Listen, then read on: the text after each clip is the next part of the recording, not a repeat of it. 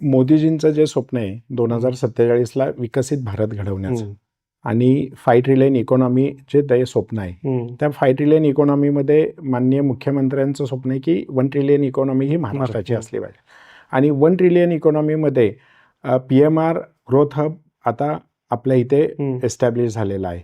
मग त्याच्यामध्ये Pimpri Chinchwad PMR region असेल, PCMC असेल.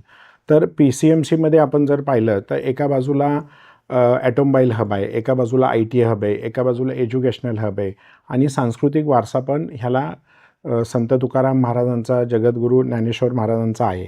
अशा या परिस्थितीमध्ये इथलं वातावरण हे ऐतिहासिक पण राहायला पाहिजे आणि डेव्हलपिंगमध्ये IT हबमध्ये आपल्या इथल्या जास्तीत जास्त तरुणांना रोजगार कसा मिळेल, एज्युकेशन हबमध्ये स्किल डेव्हलपमेंटच्याद्वारे AIच्याद्वारे माझ्या इथल्या मुलांना, विद्यार्थ्यांना शिक्षण कसं मिळेल, महिला सुरक्षित कशी राहील, वाहतुकीची समस्या जी आत्ता पिंपरी चिंचवडमध्येच नव्हे तर जगभर वाहतुकीची समस्या आहे.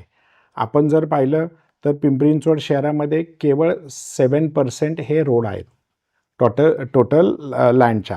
अच्छा. त्याचं प्रमाण 17% पाहिजे होतं.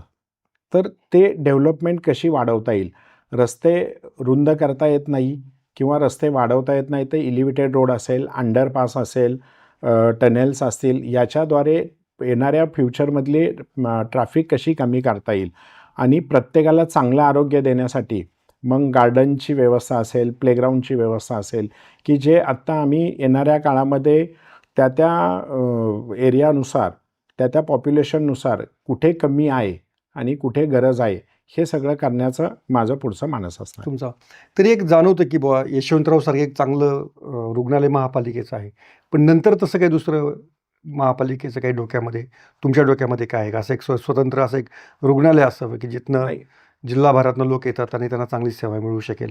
नाही, आता आपण पाहिलं तर थेरगावमध्ये आम्ही हॉस्पिटल केलं ते 2017 नंतर 200 बेडचं महापालिकेने केलेलं आहे. बरं. ते सेम YCMच्या धर्तीवरच झालेलं आहे.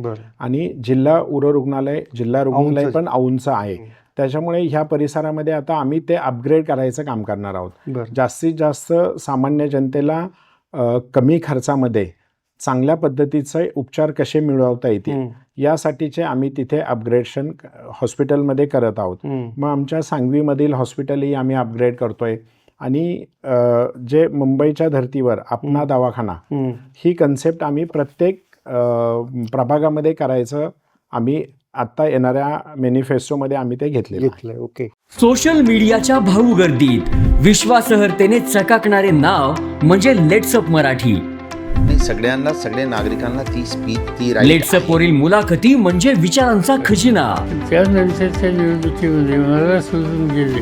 बातम्या केवळ वस्तुस्थिती सांगणाऱ्या, न प्रोपगंडा, फक्त जनतेचा अजेंडा. क्योंकि आने वाला कल जाने वाला है, जाने वाला कल आने वाला है. राजकारण, मनोरंजन असो की क्रीडा क्षेत्र, महाराष्ट्राची स्पंदने संवेदनशीलतेने टिपणारे माध्यम म्हणजे लेट्सअप मराठी. जगासोबत एक पाऊल पुढे राहण्यासाठी लेट्सअपचे ॲप, सोशल मीडिया आणि वेबसाईट सोबत कनेक्टेड रहा.